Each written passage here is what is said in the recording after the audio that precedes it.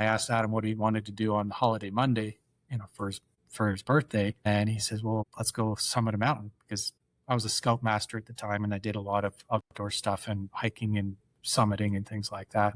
And so we decided that's what we were going to do. So Monday we went up and we summited Naha'i Ridge in West Brad Creek, just west of Calgary. And it was a gorgeous, gorgeous day. And I was up there with my two boys and a buddy of mine. I'm looking at, Adam dancing at the top of this mountain on this cliff, and my other son, Billy's up there throwing, rocks, doing stupid stuff. And I just kind of got teary eyed and I just stared and I'm like, lock this in. Like, don't ever forget this moment, because I don't know how many more I'm going to have. From laboccupier.com, welcome to NGBideas, a podcast about leaders in Canadian life sciences and the stories behind their journey. Hi, I'm your host, Jim Wilson, and my guest today is Brad Sorenson, who is founder and CEO of Providence Therapeutics in Calgary, Alberta. Providence is a Canadian mRNA therapeutics company focused on personalized cancer vaccines. But during the pandemic, Brad and his team pivoted and developed what was arguably one of the best COVID vaccines in the world. In fact, they ran head-to-head trials and came out as good as, if not better, than the vaccines we ended up getting. But almost no one in Canada heard about it. And that is just one part of the incredible story Brad shares in our conversation. The other part of Brad's story is incredibly personal. In 2013, Brad's son Adam was diagnosed at the age of 13 years old with glioblastoma multiforme, which is one of the most lethal forms of brain cancer. Adam was told he had 1 year to live, but it is now 13 years later, and thankfully, he's still alive. The story behind what happened and the actions Brad took to help save his son's life is one of the most remarkable stories we have had on this podcast. This interview is by far the longest conversation we've posted on NGBideas, but it will have you on the edge of your seat. Before we get to today's interview, we'd like to remind our listeners this podcast is part of the NGBI podcasts in support of Next Great Big Ideas, Canada's Life Sciences Summit. For details on this year's event, please go to nextgreatbigideas.com. This episode of NGBideas was recorded in March 2026.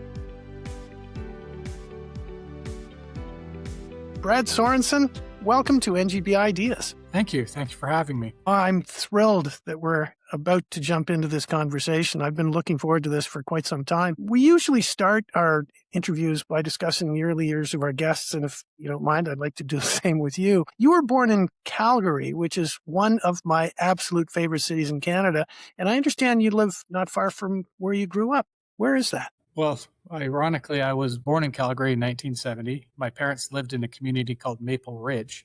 Where I'm sitting right now, probably somebody better than me with a driver could probably reach the house with a golf ball. So I guess I haven't gotten very far in life. I wish I had that commute. So do you mind if we talk about your parents for a moment? I hope first that they're still with us. My dad passed just a few years ago. Oh, I'm sorry. Good man, lived a good life, no regrets. What was his name? Tom Sorenson.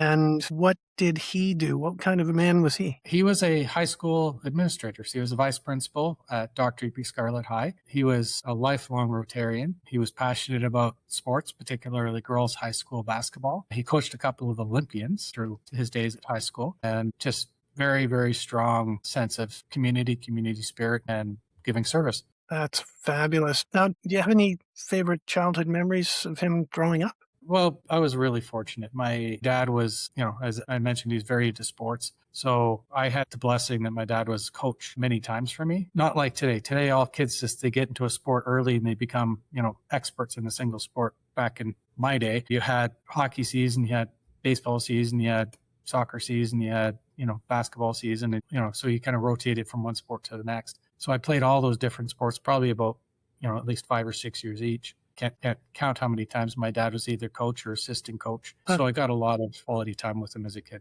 I'm jealous, but that can also be a blessing or a curse. And it sounds like it was a blessing for you. Yeah, my dad was never sort of that bad coach. He was always a good coach. At least in my opinion, I don't think I was favored over other kids. I think he was pretty balanced. I rode the pine a lot. He was always about fair play, even before fair play kind of became mandated. And your mother, what is her name? Reenie's, McManus now. So my folks split just after high school. She got remarried into a wonderful fella, and she was in real estate. So my mom started out as a nurse. She was a ICU and emerge nurse. So, a very intense nursing career for probably about 20, 25 years. And then about 20 years, I guess, she left nursing and then got into real estate. And this would be the late 90s? She got into real estate probably, trying to think when she just started real estate during the National Energy Program. She thought everything in Alberta is she thought that was really before bad or timing. after. She thought that was really bad timing. So it was, just going into that. I mean, somebody better than me would know the dates of when that was. This is residential? Yeah, so she was in residential real estate. And then, so she did that, just sold real estate, for different brokerages. And then ultimately she decided she was an entrepreneur. So she started her own brokerage. And, it was difficult then. It used to be a predominantly male industry. So there was a lot of challenges faced by these women. She opened up an office and hired women. And good for her. And so she had, at one point in time, I think there was probably 15 or so women realtors at Cornerstone Properties. I was the janitor. I was too young, but I made money cleaning the place up. And then she was actually the very first woman that was elected as president of the Alberta Real Estate Association. Wow. And so she's, again, very entrepreneurial, very civic-minded as well. And she had a very long, successful career. She didn't retire until she was like 80. She just kept going. So we know where the drive came from and the sense of fair play. Did I read that your mother also had a bit of a science background? Well, I mean, as a nurse, you got to know. Well, yeah, of course, some stuff, right? Yeah. And my dad, as often was the case, teachers would teach different classes. He had some capability in mathematics. I don't know. I have an uncle who's a scientist. My dad's brother was dean of the faculty of computer science at Edmonton for a period of time. So Paul Sorenson, wonderful, wonderful person. Shout out to Paul. So your high school years, where did you go to high school? Dr. E.P. Scarlett. My dad was my vice principal. I dodged that. And my father was also a high school vice principal. And I ended up going to a separate school, which I think in my case was a blessing. And your high school years, are they years that you look back on fondly? How were they? Yeah, I was, I guess now in hindsight, ADHD. So, well, when I went into grade 10, they sort of slot you into different courses. And I was of the three core subjects, English, social, math, and science, I was allocated to the rudimentary courses in 3 of the 4. And I was like, well, I looked at my schedule and I'm like, it's not going to work, because I wasn't a great student coming out of junior high, like I said. And so I went to the guidance counselor and I said to the guidance counselor, I said, you got to put me, back then they called it math 10, English 10, social 10. So the regular stream. And she said, well, you're not going to succeed. You're going to fail. And I said, well, that'll be up to me to decide, won't it? I said, if you put me in the classes that you think you want to put me into, I can pretty much guarantee that I'm not going to go to school. And I don't think that that's going to work out too well. And so I didn't bring my dad into it, but, she knew who my dad was. And so she kind of like relented. And maybe in the background, she talked to him or not, I don't know. But ultimately, I went into those courses. And in grade 10, I got, 50s and 60s. I did just enough to pass everything. And then grade 11, I, figured I better do a little better. So I got 70s and 80s. And then it was just at the beginning of grade 12, I found out that the school had a honor system where if you got first class honors in all of your core subjects, that you didn't actually have to go to school. It was kind of designed for people that were like really good athletes. As long as they did well, they could go travel with their team and things like that. And as soon as I found that out, I brought my grades all up above 80 and I got my honors card and I stopped going to school. So you were doing homeschooling. I've always wasn't online. You couldn't. Well, I've just always been a self-learner. Like when I was in junior high, I had a sister a couple of years older than me, and she was studying math and she was doing logarithms. And so she's having trouble with this subject, and I'm like, it can't be that hard. And so, anyways, I took her book. I read the chapter. I taught her how to do it, and she passed her test. And back in grade 9, when I got in trouble one time for disrupting a class, I got sent to detention, and there was a vice principal, Holden was his name, and he was refereeing a national mathematics test. And he's like, well, I can't deal with you today, Brad, but you got to come, you got to sit, and you got to be quiet and can't do anything because the other kids are writing a test. And I'm like, well, give me the test. And he kind of like, well, fine, just as a joke. So, gave me the test, and I didn't think anything of it. And later on, when they had the awards ceremony, my parents are like, well, Brad, we should go to your awards ceremony.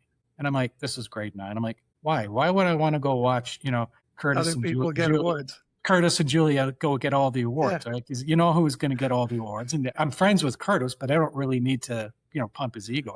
I don't need to be there, right? And my parents, no, you should be there for your friend. And I'm like, whatever. So I go and I'm at this award, and they go through all the awards. And sure enough, Curtis goes up, Julia goes up, and back and forth. Right? And then they get to the very end of the thing, and they go, well, and we've got a very special recognition, and they talk about this national mathematics exam that was, set up, all across Canada and everything. And then lo and behold, they call me up. I scored, 99th percentile in this. And I was like one of the number one mathematicians in Canada, but I just.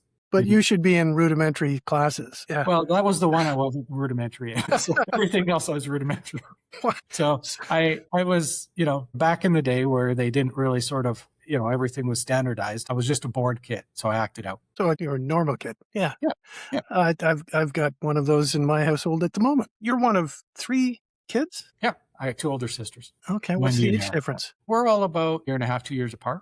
So okay. Nothing dramatic. Yeah. Everybody's still in Alberta? Yeah. Everybody's still in Calgary. And it sounds like your home was maybe a little busy when you were growing up. And what was it like being the only boy with sisters? I always wish I had a brother. I guess, I went out and found friends, and candidly, I kind of slept and ate at home. But most of the time back in those days, you were just out, we didn't have computers. We didn't have that. So, as soon as I got home, I got my chores done, or tried to get them done. And then I was out, playing basketball or street hockey or whatever was in fashion at that season. Right. So I read that your family is Mormon, and I'm assuming that religion played a central role in your life growing up. No.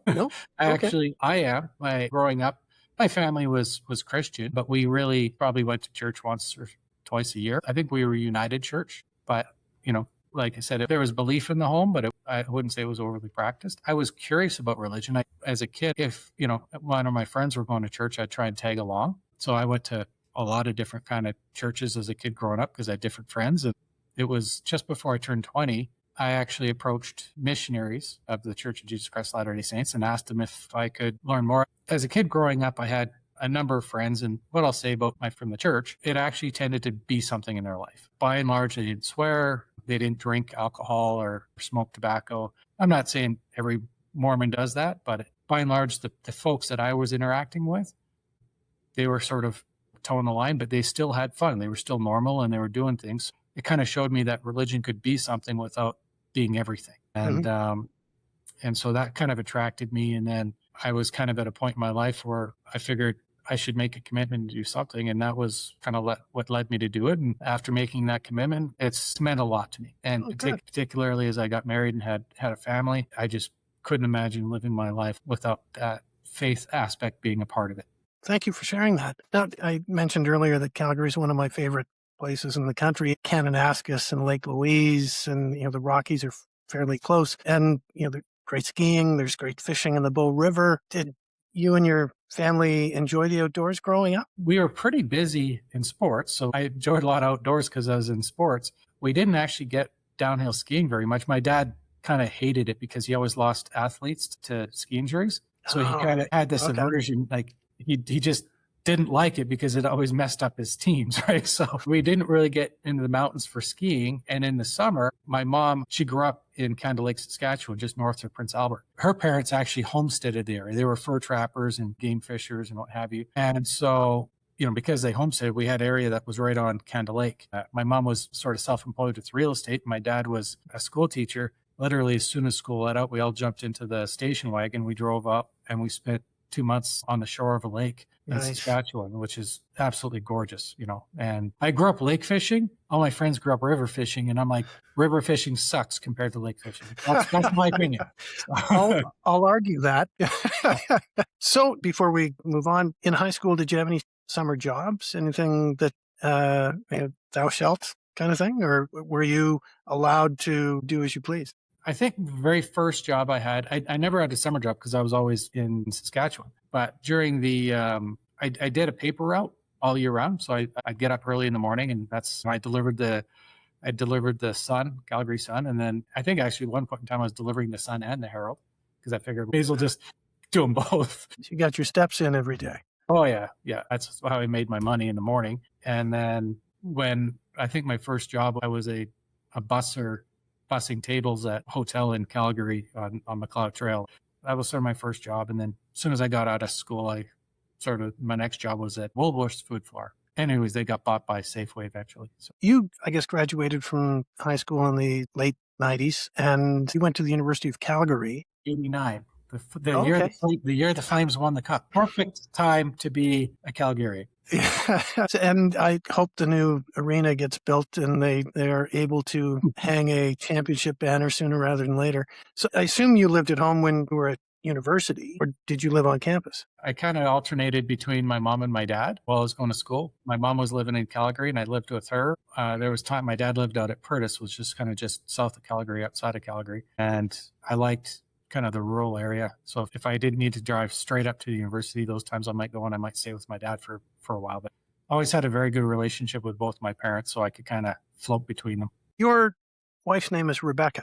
Yep. How did you meet? I had served a mission, the 2-year mission that, a lot of people in the church serve in Wisconsin. And then I got back and I was at the University of Calgary. Adjacent to most universities, the church runs, they call them institutes for religion. And so they teach religious courses adjacent to the sort of the secular courses. And it's also a hangout. You can just kind of hang out there and blow steam off or whatever. And so there's one that's right across the road from the University of Calgary. And I was hanging out there one day and in walks, this girl I know, casually, and then with a friend. And she walks in and this other friend is like, oh, she's kind of interesting, And so they walk up and they go up to the area with the secretary where looks like they're registering for a class. And so they kind of finished that up and they were going, and I said hi to them and all that. But then after they had left, I walked up and I'm like, to the lady at the desk, I'm like, so what class did they register for? And she kind of looks at me with a smirk and she's like, choir. And I'm like, oh, I love singing. I love singing hymns, I said, sign me up. And she just rolled her eyes at me. So sure enough, I end up showing up at this choir and I'm like, hey, does anybody need a ride home? How about you two? Good for you. There you go. Well, I still sing in a choir. I sing terribly, but I love singing in choirs, actually. I sang in a choir when I was a kid, an ecumenical boys choir in North Bay, and we traveled on tours and we did records and TV shows. It was such a blessing, and I look back on those years fondly. So you and Rebecca have, 3 daughters and 2 sons? 2 girls, 2 boys. 2 girls, 2 boys. And so you've got a busy household, or had. Talk about your son Adam, obviously, shortly, but your other kids, how old are they? So they're all in their 20s now. I want to say they're pretty soon, I think it's in May, we're going to be 22, 24, 26, 28. And they're all at home now again. They all went out and they were away from home and they just missed us so much they all came back. So I got 4 20-year-olds at home. And hopefully everyone is doing well. And again, we're going to be talking about Adam shortly. But before we go there, at university, you completed 2 degrees. You got a Bachelor of Sciences degree and a Bachelor of Education. Were you thinking about perhaps following in your father's footsteps? Yeah, I guess the job you asked me about, I guess the reason I didn't really have a job is because I always worked for my mom behind the scenes as a teenager.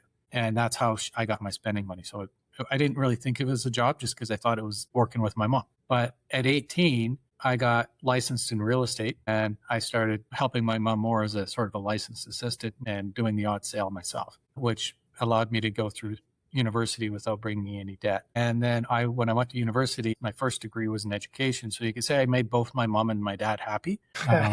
Very dutiful son. And when I finished that, I got married in my last year of my education degree and I kind of graduated. And it was right at the time there was a lot of cuts going on in Alberta, sort of in the Klein area for education. And I love teaching. I just didn't care for the morale. I mean, there was a lot of unhappy and disgruntled teachers. And I'm not saying unjustifiably. I just didn't want to be like going to work in an unhappy environment. I just didn't see that as what I wanted to do. I kept selling real estate for a little while longer, which actually paid better than the other one. And then finally, I was reflecting. I thought, okay, well, what do I actually want to do? And I wanted to do science. And so I talked to my wife about it. We already had one kid at the time and another on the way. She was okay for me to go back to school. So I went and I did a second bachelor's degree in chemistry, minoring in physics. Did pretty well. I actually got a couple of national awards, NSERC awards. I got a faculty nominated award in physical chemistry. I was a bit of a star, even published as an undergraduate. And just as I was about to transition from that to go do a PhD, I had an accident and I caught my arm in an auger. Oh. So it got taken off and they managed Really? I was just kind of hanging on there. And so they reattached it, but it's just a clamp. I don't have any fine motor skills in this hand. And so the type of chemistry that I was doing required, a certain amount of dexterity that I didn't have anymore. So going on and spending, 5 years or whatever doing a PhD when you couldn't practice your craft just didn't seem what I wanted to do. So I pivoted and, I went and did an MBA and I did that in Rochester, New York. Right. Yeah, that was the Simon Business School, University in Rochester. I was trying to make that connection and thank you for making it for me. So you did the MBA because you were thinking, okay, I'm not going to be in the lab. Maybe I can be in the office kind of thing? I kind of had my mindset on a graduate degree and I couldn't do a PhD. And so the MBA was kind of the fallback and I knew I wouldn't have really any trouble getting into it and doing it. So, and I was good at math. So I thought, well, I'll focus on finance and all that. And I did pretty well in my MBA as well. And then I came out and my wife would give me the idea is that when we were in Rochester, because the question is, do I just stay in the US and go to Wall Street or, do something like that? And while we were in the US, Rebecca decided that she wanted to be closer home and around family. And I'm like, yep, we can do that. And so we came back to Calgary.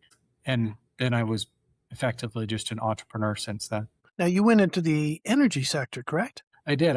When I first got back, I did some real estate, development myself, just because, I was familiar with real estate. So I was buying up, land and subdividing it and building a little investment reputation doing that. So I had some investors and I would buy land and divide it and move on to the next project. I think about 2 or 3 of those projects. Then I got into energy and worked with a couple guys doing renewable energy. And so that was my first IPO. It was actually a company called Renewable Power and Light. And I've modeled, like financial modeling, literally every type of renewable power play that you could conceive of, whether it's run of river, wind, hydro, coconut shells, you name it, wave oscillation, every kind of thing we looked at because, that was during the sort of Kyoto years. And so there was opportunity there. And so we kind of looked into that. What I found is that, none of them were economic unless they were massively subsidized. Right. And so from that, still there was, I did pretty well during that period of time. I exited Renewable Power and Light and I was going to really kind of go more deeper into real estate. Candidly, I just didn't feel good in that renewable sector. It felt like, and it was a bit of a scam at the time. The deal that Renewable Light went public on, and I was the junior guy. So I was the guy that was running all of the number crunching and the modeling and doing all of the work, and I'd feed it up to the 2 other guys, and they were the sort of the face of the organization. I helped raise a little bit of money, but kind of trivial compared to the other guys. But it was based on taking crude palm oil, and they found a gas peaking plant in the northeast of the U.S. that was permitted to burn diesel fuel as a backup, okay? Because all these plants have to have a backup fuel source. And so they got this plant kind of on a fire sale, because it was overbuilt capacity at the time or what have you. And they went and they got it re-permitted to burn biodiesel. And therefore, it was now green energy. And it qualified for all the credits and everything else. And everybody was super excited about it. And so it was insanely profitable. And literally, you're bringing palm oil from across the world, taking it out of the food production system, and you're taking that crude palm oil, converting it to biodiesel through a manufacturing process that requires energy. And then you're burning that in an internal combustion engine, and you get green credits for it. Huh. What year was this? It would have been around late 90s, right around 2000. Okay. And it's kind of that Kyoto thing. Anyways, you go to the funds, public on the AIM, the alternate investment market in London. And we had Lord on our board. It was, all of the big funds were invested. And the simple reason is because you would have, World Wildlife Foundation or somebody, beating on their door saying, Right. you have to invest a certain portion into this environmental stuff. And they knew the same thing that I knew. None of them were economic. They're all loss leaders. That's why big oil and gas companies can do it. It's because they've got so much revenue that they can absorb the losses. But in this case, we were coming to them with something that qualified as green, but had 15 years runtime on a combustion engine. And so there was no risk. And so everybody just jumped all on board, and it got oversubscribed. We raised over $100 million at IPO, and it got well oversubscribed. Wow. Were you part of the ownership? No, I actually resigned from the company just at that time, just as it was getting funded in IPO, because I just ethically didn't agree with what was going on. And so I wanted to exit the company, because if I would have stayed with the company, some of the people that I brought in would have been tied in as related investors and things like that. So I just resigned basically a week before the company IPO'd. And it was a mutual agreement between me and the company. And so that it also freed up the people that I brought in as investors. I still was tied up. So, I remained tied up, but the people that I brought in weren't. So if you remember back in the day, there was, and you can probably find it in Google search, there was a period where people were worried about food shortages because crops were being converted over to biofuels. Right.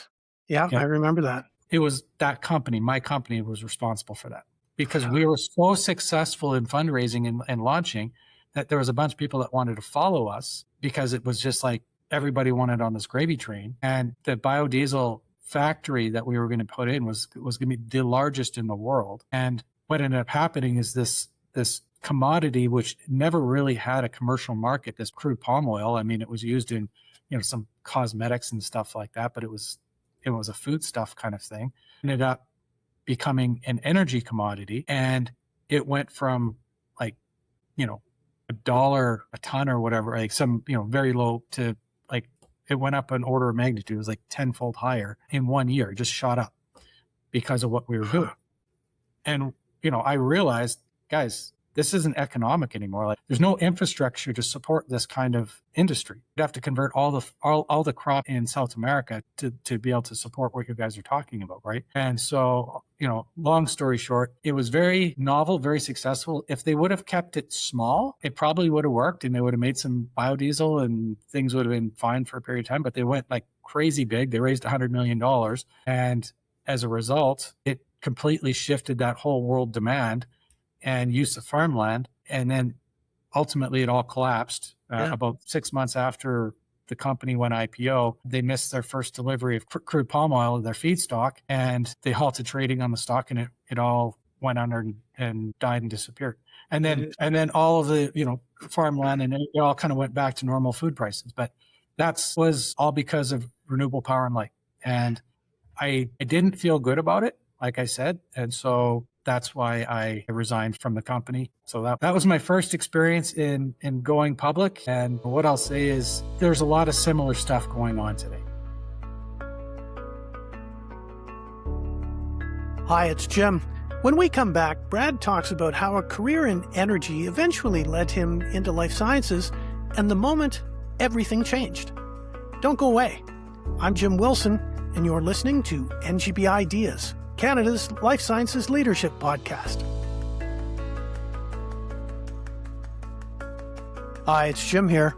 If you're a new listener, we'd like you to know one of the goals of this podcast is to share the personal journey of leaders in Canadian life sciences, provide some insight on who the people are behind the titles, and hear about the lessons they've learned along the way. We hope you like what we're doing, and if you do, we have a favor to ask. We will greatly appreciate you telling your friends about us and promoting us on social. You can use the hashtags NGBI, NGBideas, NGBI Podcasts, and NGBI Summit. And by the way, don't forget to subscribe wherever you get your pods so you don't miss any future episodes. Thanks so much for your support. It is very much appreciated. Okay, let's get back to our conversation.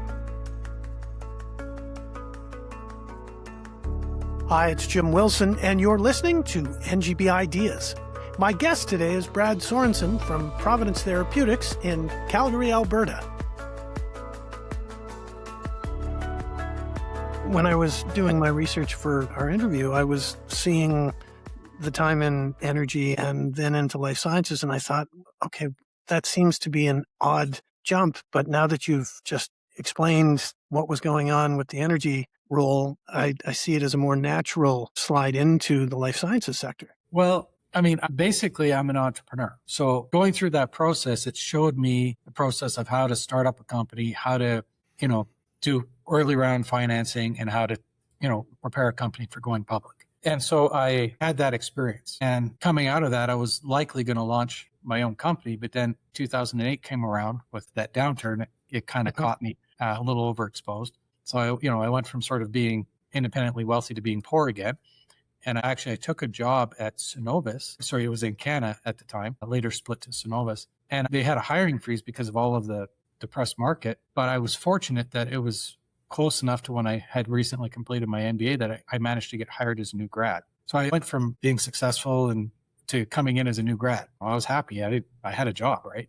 And so I was there for about 5 years, 2008 to 2013. And I had some roles in Canada and Synovus, and I really liked the teams that I worked with, the people I worked with, but I didn't care to be in a large corporate environment. I just, I'm an ideas person, I'm a strategy person, and I don't have the pedigree to get up to the levels that, my opinion counts. And so it was a little bit frustrating. So I was considering leaving in about 2012. I was kind of preparing myself to exit and start a business again. And then in 2013, Adam got sick, and that just changed the trajectory of everything in my life. Yeah. And at the same time, in 2013, you founded a company called Arcturus Therapeutics? Yeah. So in February of 2013, a very good friend of mine from Calgary, Joe Payne, was a scientist, and he had this idea for this lipid nanoparticle. And he wanted to fast follow another company called Alnylam with a develop of a drug. And I liked the business plan, and I was good at raising money. And so I helped him raise money. I was, again, kind of the anonymous third co-founder of Arcturus. So everybody knew Joe and Pad, and I'm the one who raised all the money and helped them structure the company and got it going and kind of let them launch. But I didn't really, Joe was we've been friends since second grade. It's his company. I didn't want to nose in on his action. I was always trying to be supportive. The company's done well. It's trading on the NASDAQ. It's had its ups and downs like every biotech company has. Sorry, it originally started trading when it came on in 2013 at just under $50, and it went up to $178, I think. Well, it started in 2013. It actually didn't become public until 2017 or 2018. Okay. They did a reverse merger, which I wasn't really excited about. I'd rather have them have gone public directly, but they did a reverse merger, and they kind of got punished for a little while coming out of that reverse merger. They had some issues. There was a bit of the new board tried kicking out Pad and Joe. There was a big proxy fight, and ended up Joe and Pad got their company back. But it had a rough couple years coming out of the gate as a public company, but then they kind of steadied the ship and they got their feet under them, and just in time for 2020, COVID hit, and then their stock shot up, and it was a windfall for myself and a lot of other folks that were early investors. Oh, good for you. Sorry, pardon me. Arcturus is a messenger RNA company that's focused on infectious disease vaccines, and I don't have a science background, so I would really appreciate you dumbing that down for me. What does that mean? Well, originally they started out as an siRNA company. So short interfering RNA. So there's RNA medicines. There's various varieties. You've kind of got oligonucleotides. You've got siRNA, which is short interfering RNA, which turns off a gene. You've got mRNA, which is messenger RNA, that turns on a gene. You've got microRNA, which sort of modulates multiple genes at the same time. And these are all normal functions of your body. Your body has all these different types of RNA in it.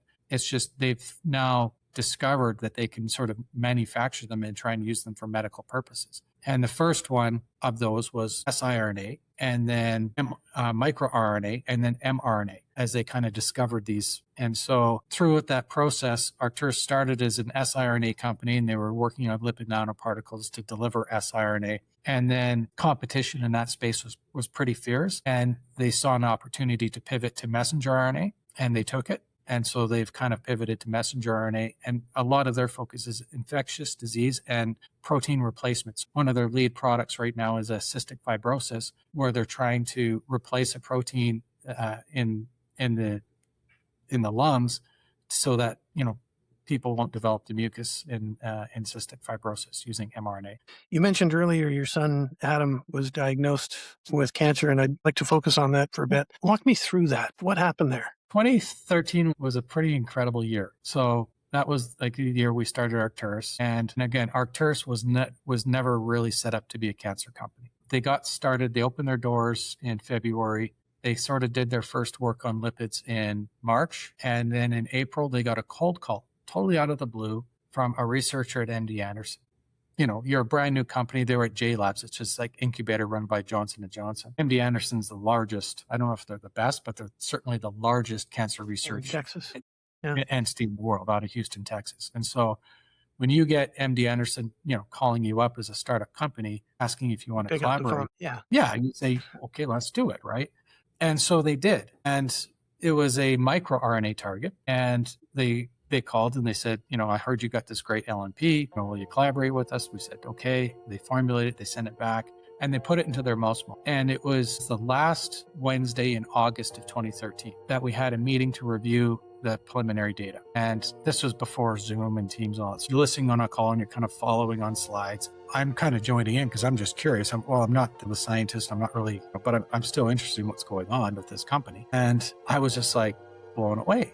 They seemed really excited. Like, yeah, these are promising results. And I went and I did a little research on the cancer that they were talking about, it was called GBM, glioblastoma multiforme. And I was like, oh, this is terrible. Nothing's changed in years and almost everybody dies. Well, everybody dies, right? And I just was kind of dumbstruck that this little company that I co-founded is working with this major institution and might actually have something that could help these people. You could imagine my surprise when not even a week later, the following Tuesday, 6 days later, my son was diagnosed with GBM. Wow. And we had no idea. He went in for an optometry appointment and they saw something.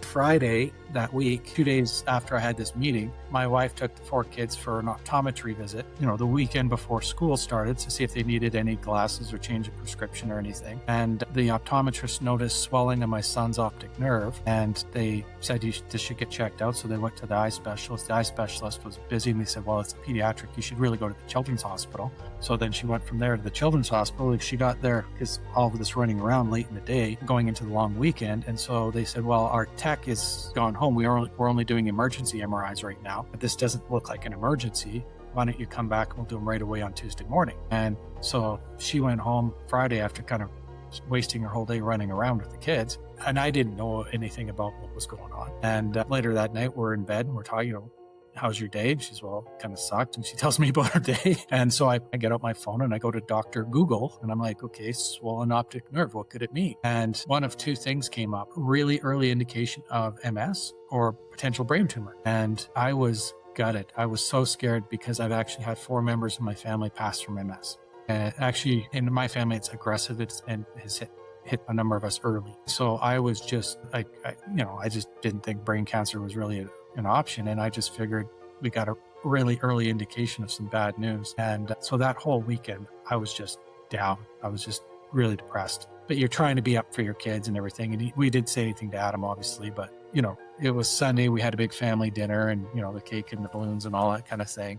And I asked Adam what he wanted to do on holiday Monday, for his birthday. And he says, well, let's go summit a mountain, because I was a scout master at the time and I did a lot of outdoor stuff and hiking and summiting and things like that. And so we decided that's what we were going to do. So Monday we went up and we summited Naha'i Ridge in West Brad Creek, just west of Calgary. And it was a gorgeous, gorgeous day. And I was up there with my 2 boys and a buddy of mine. I'm looking at, Adam dancing at the top of this mountain on this cliff, and my other son Billy's up there throwing, rocks, doing stupid stuff. And I just kind of got teary-eyed and I just stared and I'm like, lock this in. Like, don't ever forget this moment, because I don't know how many more I'm going to have. And so that's where the mountain logo comes for Providence, is so that I never forget that day. And not just for me, but for anybody who's facing, a devastating diagnosis. And so we got back, he went in for the MRI, and it wasn't MS, it was brain cancer, massive tumor. And we're just in disbelief. I'm like, he was just dancing at the top of a mountain. How's that work? And they thought, well, it must be benign because it's so large. It must have been slow growing almost since he was born. So they went and they checked it out. No, it wasn't. It was GBM, and they had to do a second surgery. And, they gave him, a year to live. They did some genetic testing. He was 13, and they did some genetic testing at the time. He came out on the wrong side of it, all those tests, EGFR3 positive and, methylating promoter gene, all of those different things. He just had the worst of the worst of the worst of the worst. The only prognostic indicator that was on his side was his age. He didn't even have a complete resection. They got probably 98% of it, but there's still tumor. And I took him down to MD Anderson. We had this relationship. The diagnosis was confirmed at 3 different centers. There was nothing for him. There was options available if you were an adult, but GBM is so rare in pediatrics. Like, to put it in perspective, the number of kids that will be diagnosed with this throughout the world in a given year is less than 1,000. Whereas if you're over 40, and you get brain cancer, that's what you got. And so all of the clinical trials aren't set up to take kids. They don't expect to recruit kids, right? And so there was literally nothing available for him. And I was really frustrated. I'm a person of faith, and I'm thinking, I started a company that wasn't supposed to do cancer, and we partnered with the #1 cancer center in the world in GBM, and it turns out my son has GBM. There's got to be some kind of meaning in that.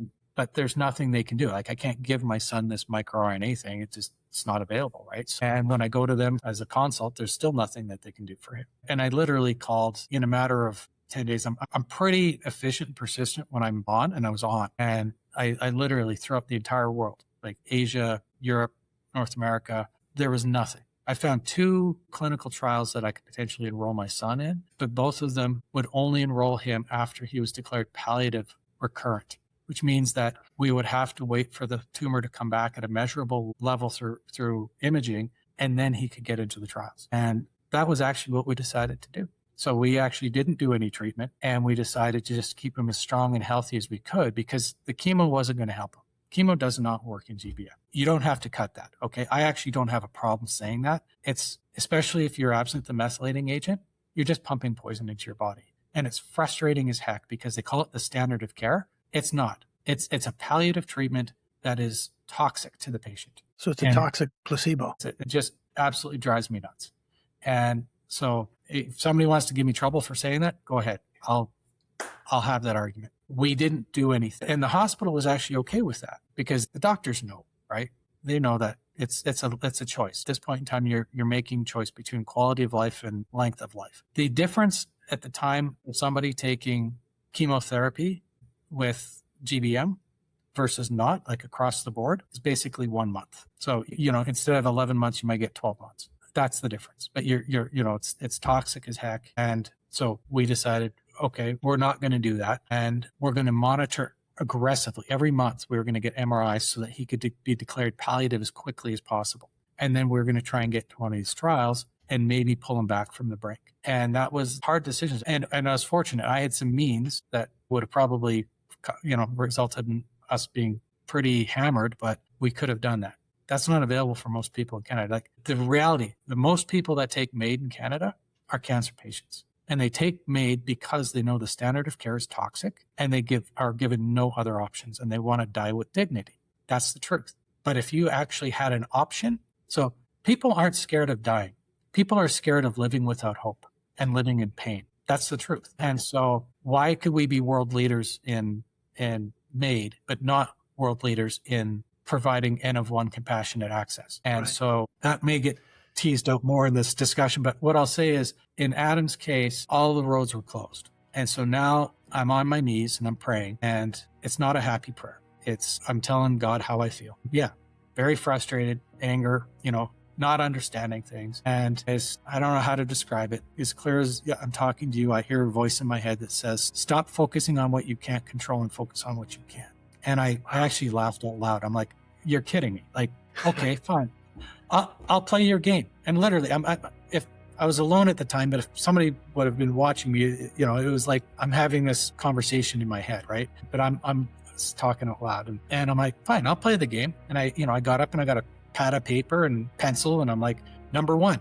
And at the top, I wrote things I can control. Number 1. And then I got humbled. That was it. And I wrote, I can love my son as he goes through this. And then I wrote number 2, I can keep him busy, physically active, distracted.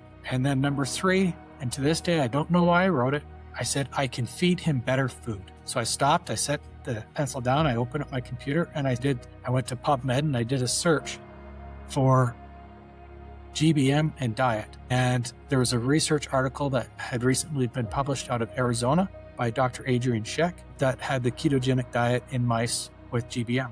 And what caught my attention is she used the same mouse model that they used at MD Anderson. She got better results. Now, I couldn't give my son a microRNA, but there's nothing that could say I couldn't feed my son different food. And so I started doing that, and I started doing research to the Charlie Foundation, amazing foundation. So people are wondering that are listening to this and think I want to do keto. Okay, and back then nobody had heard about keto. Okay, now everybody's heard about keto, and you can get a lot of different information.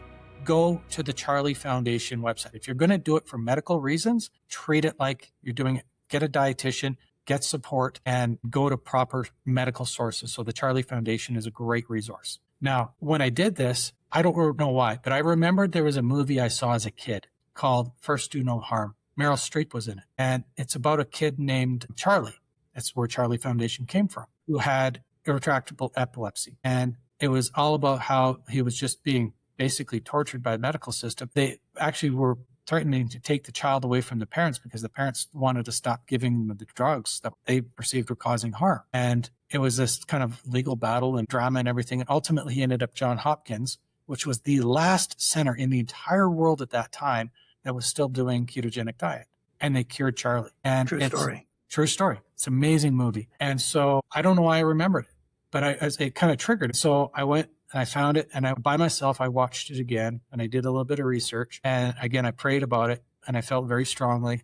And I sat down with my wife and I said, Rebecca, I think we need to do this, and we need to get serious about it. And bless her heart, she completely supported me. And I'm not a doctor, Providence Therapeutics. That's not, I'm somebody who believes in something. And if I have anything, I have the ability to find better and smarter people than me and enable them. And we started this process. And I can tell you, my son's oncologist was not happy. Okay.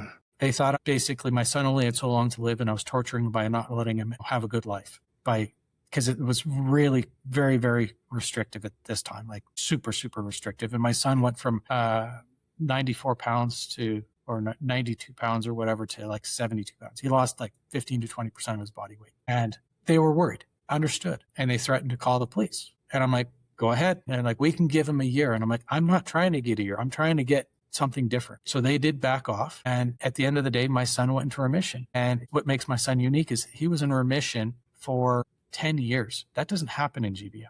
Now, he's been keto pretty much his whole life, various levels of keto, no carb for sure for his life, but we don't restrict his protein in later on. But here's the interesting thing. I call up my cousin because I was getting a lot of pressure from the medical community, and Adam was losing weight. I was doing it with him. I was losing weight like crazy. And I called up my cousin who's a dietitian. And I'm like, Jill, I feel really strongly I'm supposed to do this, but any help you can give, I just want to make sure I'm doing things the right way. And so she hadn't even heard of ketogenic diet. So she goes to her database and she searches, like of other dietitians in Alberta, and she searches it up. There's one dietitian in all of Alberta that's been trained on the use of ketogenic diet. Her name is 2013. This is 2013. So this is Christine Williams out of Calgary, and she works at the Alberta Children's Hospital with children with epilepsy. And by Providence, my cousin Jill is good friends with Christine's husband and didn't know that this is what his wife did. She had the guy's phone number in her contacts. They're friends. So she, well, I know this person. So I said, well, can we talk to them? She calls him up and says, can I talk to Christine? Well, okay. She talks to Christine, explains the situation. Will you talk to Brad? I'm not supposed to do cancer patients, but it's a friend of a friend. Yeah, I'll talk to him. And so she and I have this conversation over the weekend, and I explained to her what I'm doing. She's like, no, it actually sounds like you're spot on. you should get some blood tests. I'll tell you what to do. If you get them, I'll read them for you. It's not supposed to be official or anything. I said, no, I appreciate it. And the relief of finding somebody for the first time in the medical system that actually supported what I was trying to do was like, I can't describe that. And anybody who's fighting for a loved one, anybody who's advocating knows what I'm talking about.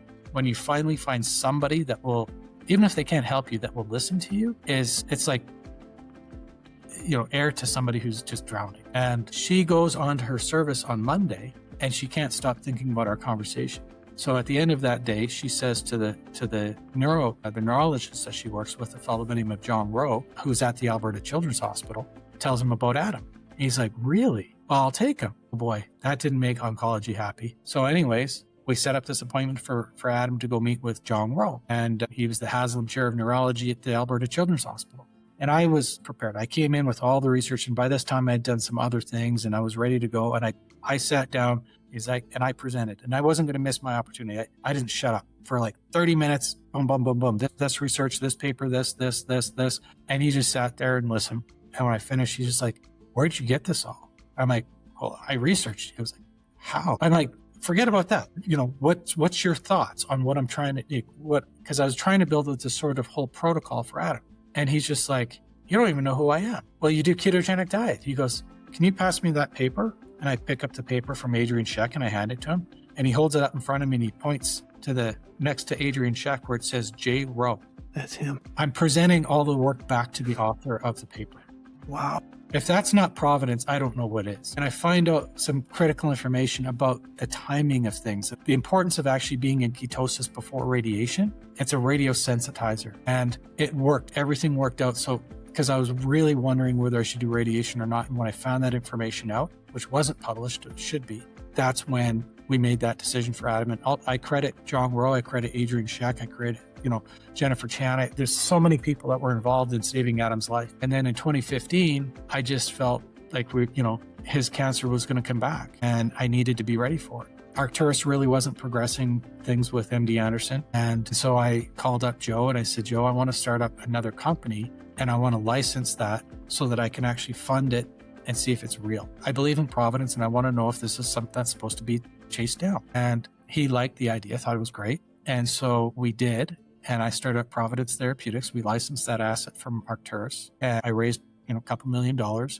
And we spent, about $1.5 million. And we found out that none of the data that was generated at MD Anderson could be repeated anywhere else. Really? Yep. And so that was another learning lesson for me.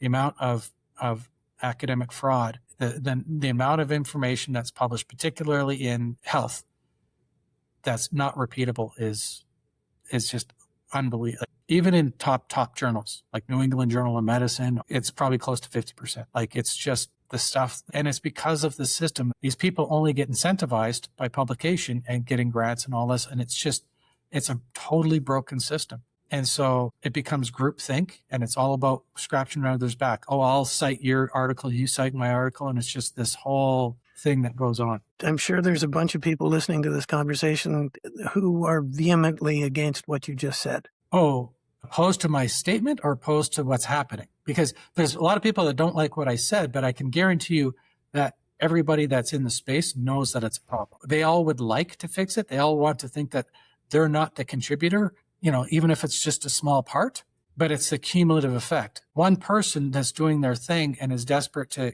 get a grant or to finish their PhD doesn't think that they're harming society, but it's the cumulative effect of all those little small incidences that are leading to the erosion of reliability in science. Hey, it's Jim again. Don't go away. When we come back, Brad talks about his son Adam's diagnosis, what he did when he felt the medical system had nothing to offer, and how those efforts eventually became the foundation for Providence Therapeutics. Stay tuned. I'm Jim Wilson, and you're listening to NGBideas. I mentioned earlier that one of the goals of this podcast is to promote the next Great Big Ideas Summit. NGBI is an independently organized, not-for-profit fundraising event in support of McMaster Children's Hospital in Hamilton, Ontario, and I'd like to take a moment to talk a bit more about the organization. MacKids is one of the top critical care pediatric hospitals in Canada, serving patients and families in need over a huge geographic area that encompasses Niagara Falls, Brantford, Hamilton, Burlington, north to Guelph, Waterloo region, and up to Owen Sound on Georgian Bay. It serves a population of over 2 million people, and the work done by the team at Mac Kids saves lives every day. So, if you have an interest in supporting a very worthy cause, we hope you will consider supporting Mac Kids. For more information, please go to hamiltonhealthsciences.ca/McMaster-Children's-Hospital. Now you know our why. Let's get back to the show. Hi, it's Jim Wilson, and my guest today is Brad Sorenson from Providence Therapeutics in Calgary, Alberta. So is this the industrial complex of medicine? It's the industrial complex of academia. Okay. It's the same thing. Like, how did everybody in academia go from debating climate change and the different functions of climate change and the rates and things like this to having complete unanimity in like 5 years? And it has nothing to do with the science. It has everything to do with the funding. It wasn't There's a lot of truth in that statement. Well, I'm sorry. Like, I'll be designated a denier. I'm not a denier. Like, I was a scoutmaster. I love the environment. I spent, 6 years of my life teaching boys to affect their environment and to do things and to be responsible, all that. But the reality is it got co-opted for political purposes, 100%. And it's not an industry problem. It's an academia problem, and how academia is funded and different aspects, because all of academia gets their money from the government, and the government's controlled by politicians. So it's, that it's just a reality. I'm not here trying to be a conspiracy theorist. It's a fact. Yeah. Now, the issue was, I am trying to come, I guess, back around to the point, is the microRNA didn't work. And so I've started a company. I've spent $1.5 million, and I got nothing. And, so what, I just shut the company down and give what I've got left back to shareholders? I still felt very strongly that I was supposed to do something. And so I talked to my co-founder, a fellow by the name of Eric Marcus, a brilliant scientist. And I said to him, Eric, I don't care what it is. If you're trying to deal with GBM, what technology would you use? And he says, I would do messenger RNA, but we don't have access to it. I said, well, let me work on that. And we pivoted the company. I went and raised some additional money, and we hired people to do messenger RNA. So that was in 2015. 2015.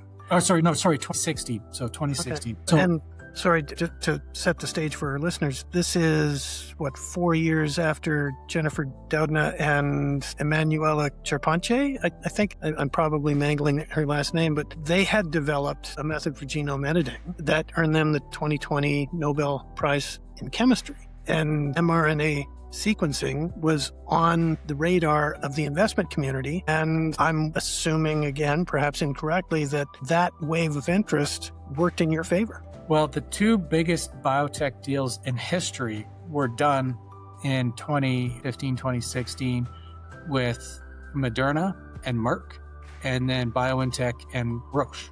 I think it was Roche.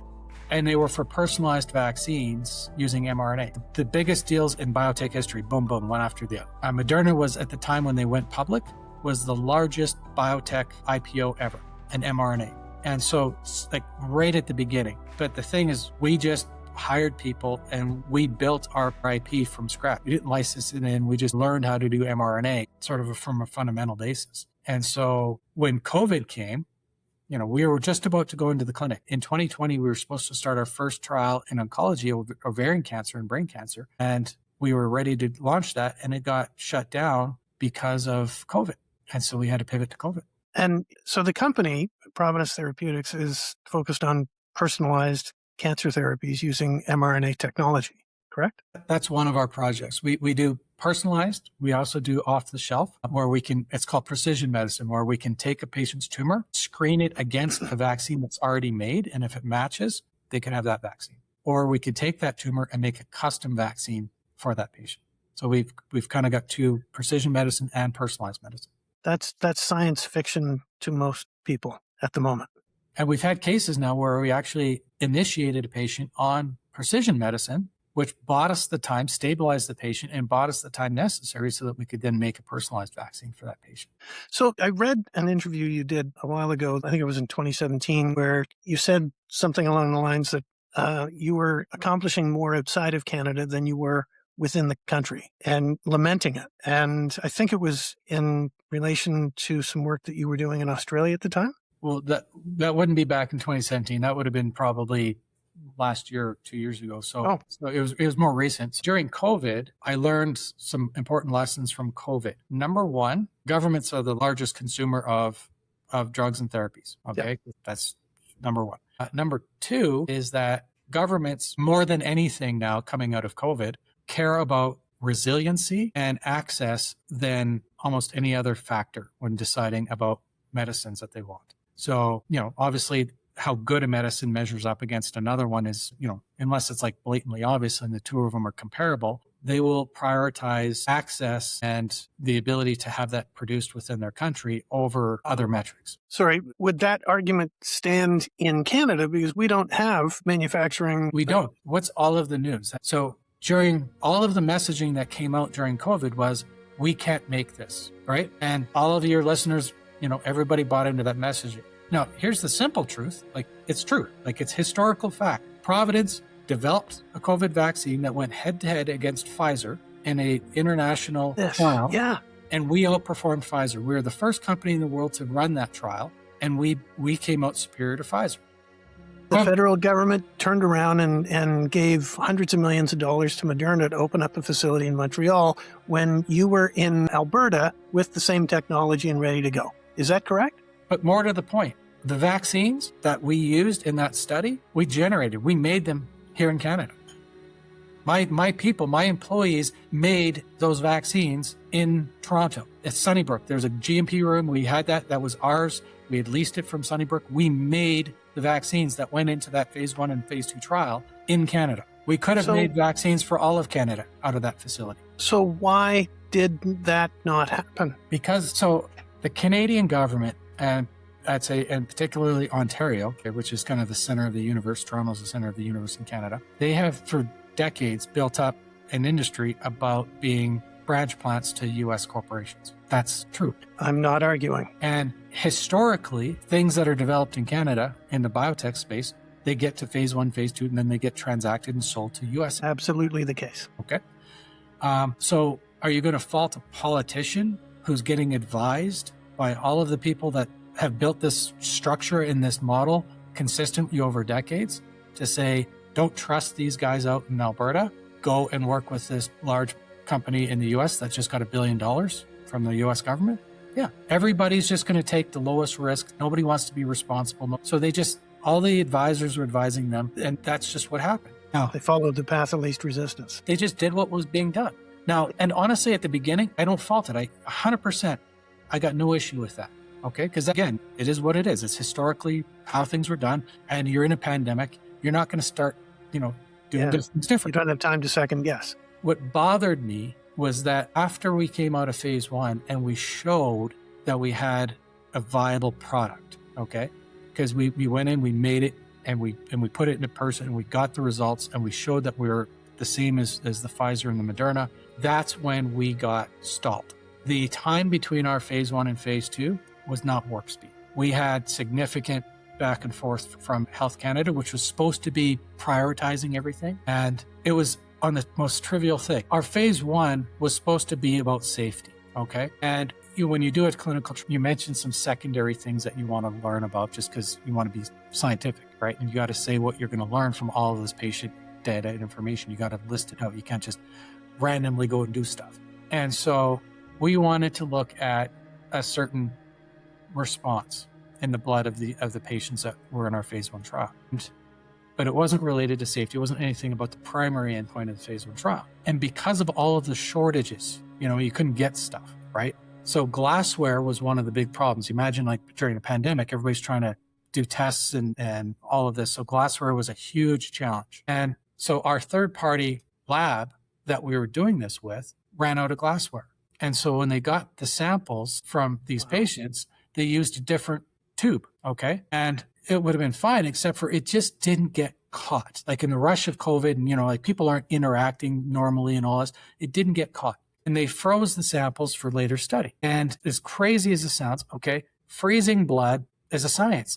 And the thickness of the glass changes how quickly you should freeze or thaw a sample. And so they had all of the protocols from what we originally wanted to use, and they used a different piece of glassware that had a different thickness in the glass, but they used the other protocol. And so the cells weren't viable. Right.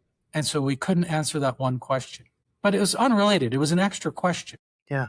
But we got held up at Health Canada for months in the middle of a pandemic because of that.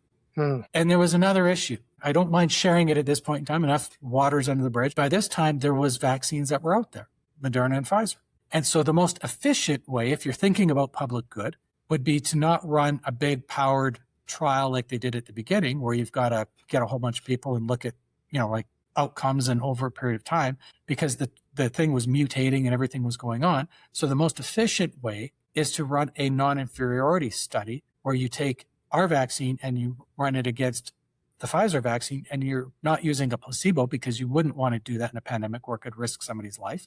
And you give them each one of the other vaccines, and you already got an approved vaccine, and you can see how does ours compare against that one. And you can do it with a couple thousand patients. It's way more efficient. And in the public interest, it would make a lot of sense. So we made application for that trial. That's what we were getting delayed on.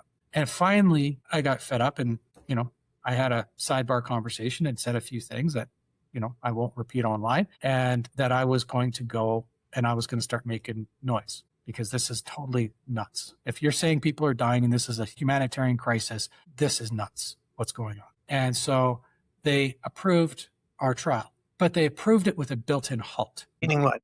Sorry. Which means we'd have to halt it. We could go up to 100 patients. We'd have to halt the trial. We'd have to provide that information that we lost in the first round. Okay. And then we could continue the trial again. Okay. Fine. However, so they gave us the approval to start our phase 2 trial. Then we needed a vaccine. We wanted to go against the Pfizer vaccine. So I asked the Canadian government, can we have some Pfizer to run this trial? The Canadian government said, no, you got to talk to Pfizer. Well, okay. I call it Pfizer. No, you can't use it.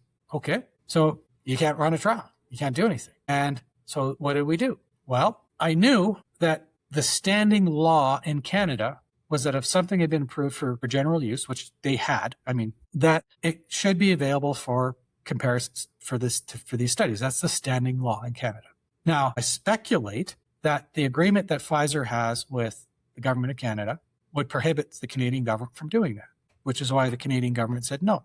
But here's an interesting little quirk. The Canadian government, while they took with emergency use the ability to get vaccines into the country, they were not responsible for the distribution of vaccines. That was a provincial healthcare responsibility. And so they gave all the vaccines to the provinces. And the provinces were asking, what's the terms of the license? What's the terms of the acquisition of the vaccines? Multiple provinces asked the federal government, and the federal government would not share that information with the provinces. So the provinces, they have no choice but to function under standing law. So I got the vaccines without having to go to the federal government, because I went to the parties that I talked to and said, here's the law, here's the provinces, this is where it is. And if somebody tells you something different, I should have these vaccines. And I got the vaccines. So I followed the law. I found the gap, and I was persistent, and we ran the trial, and we did. How did it go?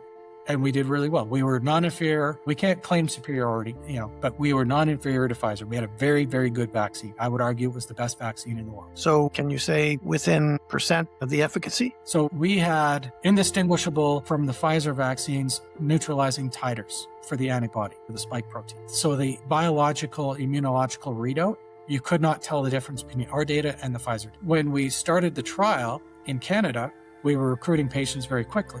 And then very shortly after that, the government in Ontario passed the passports, and that's where we were running the trial. And they didn't include Providence in the passports for the vaccines. And so we couldn't recruit anymore because, would you want to go during COVID and go get a shot of vaccine and then not be able to get a passport saying you got your shot of vaccine, right? And so it killed our ability to recruit. And we scrambled, and we were trying to get in touch with the Ontario government saying, guys, come on, what are you doing here, right? And it took them a couple months to get that sorted out. But by that time, we had lost all our momentum in Canada. But we had opened up sites in South Africa. And we did that because we didn't have to then stop our trial for the Health Canada 100-patient halt. So we only did probably, 60, 80 patients in Canada. And then we did, a couple thousand of them in South Africa. And they were super happy to get our vaccine, by the way. And we did it right in the middle of the Omicron wave.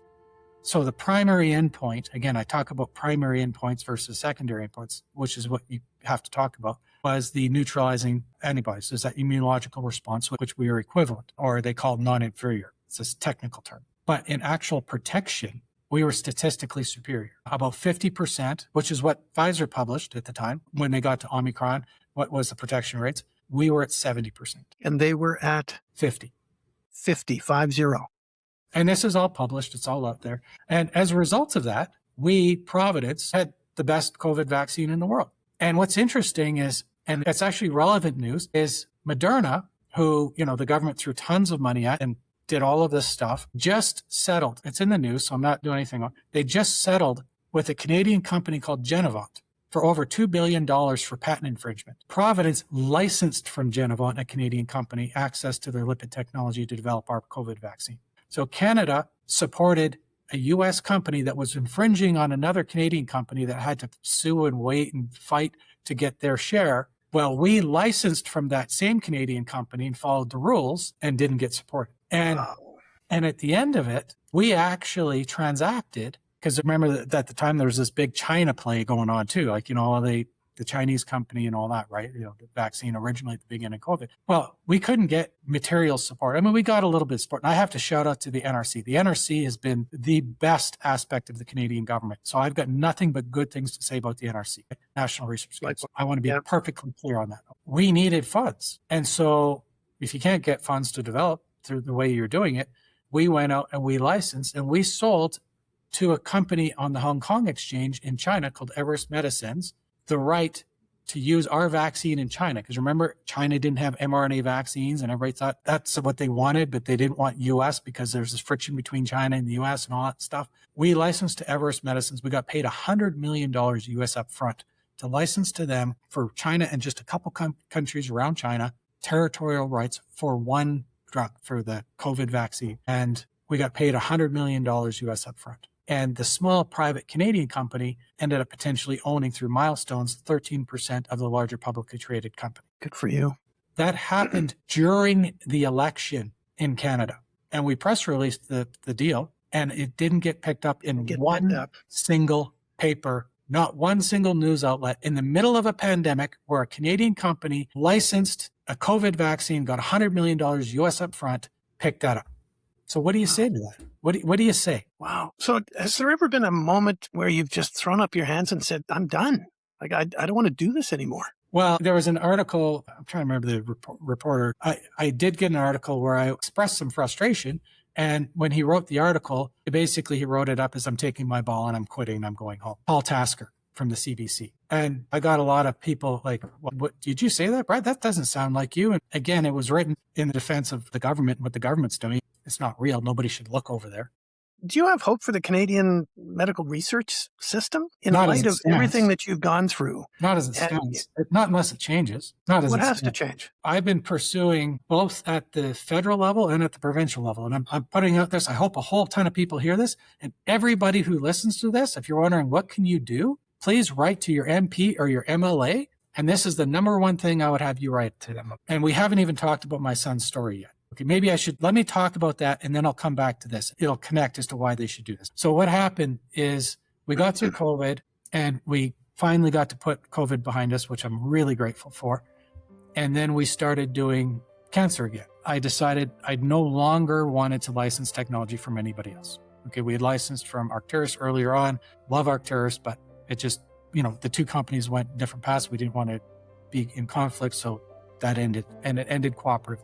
Same thing with Genevant. COVID ended. We ended the agreement with Genevant. And I'm happy Genevant was successful in their suit against Moderna. They deserve it. But I wanted freedom to operate. I wanted to be able to do what I wanted to be able to do. And so in 2023, we took a step back and we just focused on developing our own delivery technology. And we did. So Providence has got its own library. We've got over 200 LNPs that we call intent. So all of our LNPs are designed with intent of purpose. So Moderna uses the same LNP for cancer as it does for COVID. It's not a good idea. Okay. We use LNPs that are developed specifically for cancer indications, and we use other LNPs that develop specifically for infectious disease. We don't just try and make one size fit all. Now, we've done this in 2023, and we're coming out of 2023, and we're getting through COVID and so it costs a lot of money to ramp up. It costs a lot of money to ramp down. We got sued. Everything worked out except for one company, a US company called Emergent Bio. If you remember in the news, there was that company that screwed up the vaccines for J&J and for AstraZeneca. It got written up in the New York Times, and they had to flush millions of doses of vaccine down the sink right in the middle of the pandemic. That was Emergent Bio. They were like multi-billion-dollar company. And then by the end of COVID, because they performed so poorly in actually executing on their agreements, they were worth like $100 million, $200 million. Okay? They've got a big facility in Winnipeg, do they not? They did, or they may still. I haven't followed them since then, really. But we were actually using Emergent in the Winnipeg facility. In any partnership, there's successes and failures, and you're going along. But ultimately, COVID disappeared. There's no market to do COVID. So we were unwinding that position. And in every other company that we were working with, every other counterparty, it went smooth. With them, they decided to sue us. And sued us for a fair amount of money. Now, it was a U.S. company that was on the ropes, and I think they saw our data and they wanted to be able to kind of reinvent themselves as an mRNA company. We're a small private company that was a good target. Okay. Anyways, we countersued, and we went through a whole process for a year and a half in a lot of legal costs and expert witness costs. And finally, and this is out in the public domain, we did break through because they were trying to sue us and just only limit it to Emergent Canada. And we finally broke through to the parent company in the US. And within a week of that happening, it all went away. We've signed a joint release. And so that is, that's all just what's in the public domain. So I didn't say anything. I'm not imparting anything otherwise. But what it did is it had a freezing impact on our ability to raise funds. Okay. So you're coming out of COVID. You want to get back into cancer. You want to start doing these things, and you're dealing with this, and it makes your ability to raise money really challenging. So for 2023 and 2024, I was self-financing Providence. And I had a nice windfall when Arcturus went up. I did well. And I can say that I used all of it to keep Providence afloat. So this, in 2023, we're doing this. So 2023 and 2024 is when I was self-financing the company. And at the beginning of 2024, Adam's cancer came back, and it was not good. It came back not in his head. It came back in his brain stem and throughout his entire spine and the cerebral fluid around his brain. It's a complication of cancer called leptomeningeal spread. And it's as late a stage complication of cancer that exists. And I don't, particularly from GBM, it doesn't usually often happen because GBM is lethal in itself. People often don't live long enough for that to happen, but it does happen occasionally. But it can happen with breast cancer, lung cancer, skin cancer, different things. But once it gets into the spine, it's as bad as it gets. And generally speaking, 89.9999 times out of 100, nobody survives. At that point in time, you're usually talking 2 to 4 months. And Adam's was not a spot. It was substantial throughout his entire spine, in his brainstem, and the cerebral fluid around his brain. Adam was facing weeks. And the only thing, there was nothing available for Adam in Canada. So we were going to make a vaccine for Adam, but we needed time to make a vaccine. So I took him to the US to get a special type of radiation that's not available in Canada called proton beam radiation. We went to Salt Lake City. And I give credit to the Huntsman Cancer Institute in Salt Lake City because they don't treat anybody without insurance. And it's not because they're worried about getting paid. There's a lot of people that go bankrupt chasing hope with cancer in the US, and they just don't think it's ethical to do that. And so I had to win an argument, a very challenging argument, for them to set their policy aside and to treat Adam because I couldn't get insurance. They wouldn't, Canadian insurance isn't going to do it. And he's already sick. I can't get insurance in the US. Existing precondition. And so I had the means, and I had to persuade them to let me pay for Adam to get treatment. And fortunately, I did. And the reason I was able to do it was because I was able to convince them that we had something that would follow on and potentially be curative. Even if it was highly unlikely, there was still something there. And so we treated Adam. It reduced the burden of his cancer, and it bought us the time to make a vaccine. And we treated Adam, and there's no path in Canada to do that. Okay. They have a program called OLIP, which stands for Open Label Individual Patient. It's designed to have access for Canadians for other drugs that aren't approved in Canada, but approved elsewhere or under study somewhere else in the world. but a personalized vaccine is not studied anywhere else in the world. And so technically, if you look at it, it's not something. So do I put in a whole bunch of effort and time while I'm doing everything else? No, it just doesn't make sense. And so we actually were arranging for Adam to get treated in Mexico because I wanted to follow the rule. I'm the CEO of a pharmaceutical company. I want to try and stay on the right side. And so we had it coordinated. We had the clinic, we had the doctor, we had all of the stuff translated into Spanish. Everything was ready to go for Adam to go down and to be treated in Mexico. And we made the vaccine, and Adam, he had been better, and he was starting to kind of hit that curve again and start to deteriorate. And we couldn't get an import permit from the Mexican authorities. And I know you're just like, you're serious? Yeah, that's the reality. Couldn't do it. And so now I'm like, what do I do? And so I talked to Adam, I talked to Rebecca, and we decided, well, we're going to treat you at home. And so I did. I went into Providence. I got the vaccine. I didn't tell anybody else in the company. And I went home and I treated Adam. And Adam responded very well. His tumor disappeared. I don't know how to describe that. I started a company in 2015 because I felt impressed that I needed to do something for my son. And against all the odds, through a pandemic and through everything else, the company survived, it thrived. And at the end of the day, I actually was able to do, Adam was the very first cancer patient we ever treated, and he responded to that treatment. Hi, it's Jim.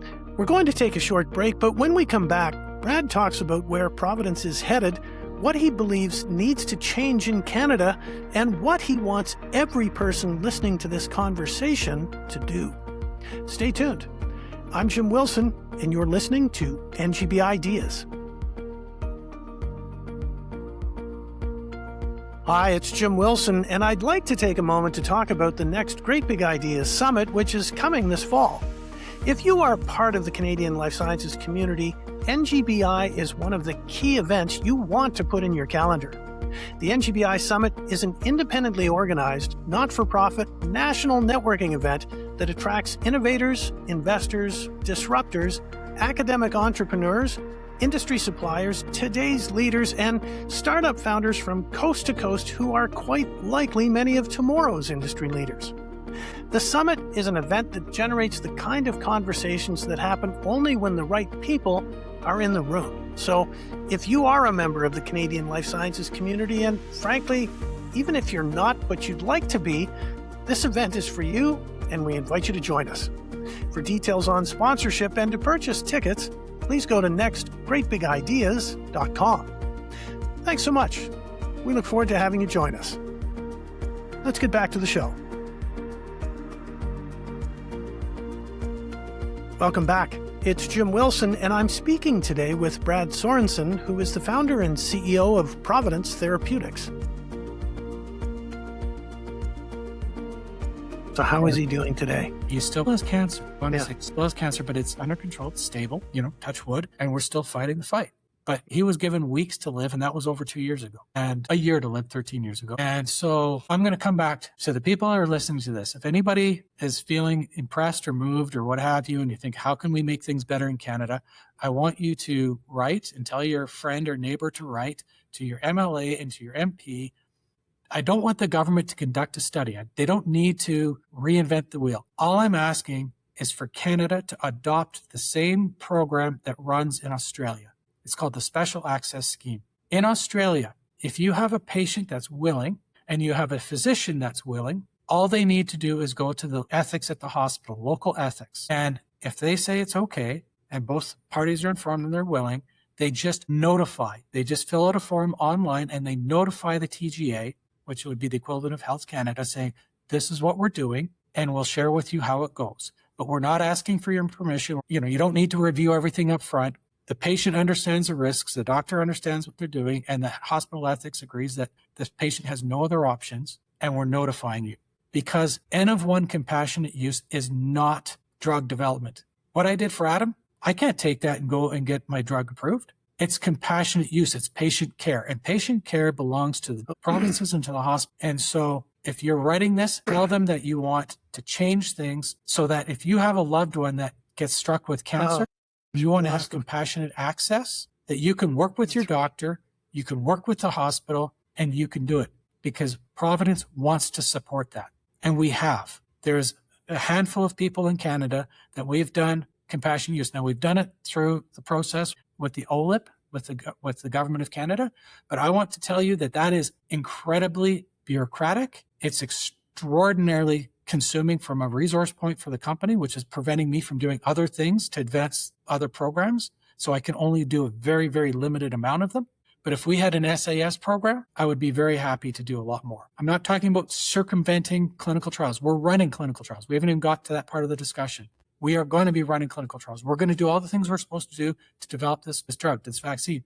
But we've established safety. And if you're told, if a doctor has come to you and said, I think you should consider MAID, which is now illegal in Alberta, which I support, I think it should be available, but I don't think it should be promoted. But if you've been told by a doctor that they're willing to end your life, then you should have the right to fight for your life. If medical assistance in dying is a charter right, then your access for right to try should also be a protected charter right. So, fundamental message I will give to my Canadian listeners. We are going for it. We're running trials. I'm really pleased to report that our first trial that we're going to be initiating is something I'm super passionate about, as you can appreciate, is actually pediatric brain cancer. And it's being run in Australia. And some people ask me, well, why'd you do that in Australia? And there's a simple reason. In Australia, they have a body called ANZCHOG, Australia New Zealand Children's Hematology Oncology Group. Okay, so this is the highest medical body that advises the TGA and the government